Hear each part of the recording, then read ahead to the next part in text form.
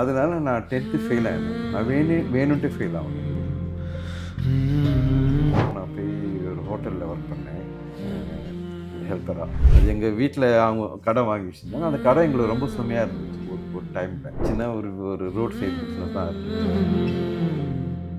எங்கள் வீட்டில் எல்லாமே ஏழைங்க தான். நாசர் தவிர்த்து இது பேர்லாம் ரொம்ப கஷ்டப்பட்டோம். நாசர் தவிர்த்து நாங்கள் யாருமே வேலை செய்யலை. வேலை செய்யணும் ஆப்ஷன் கிடைக்கல.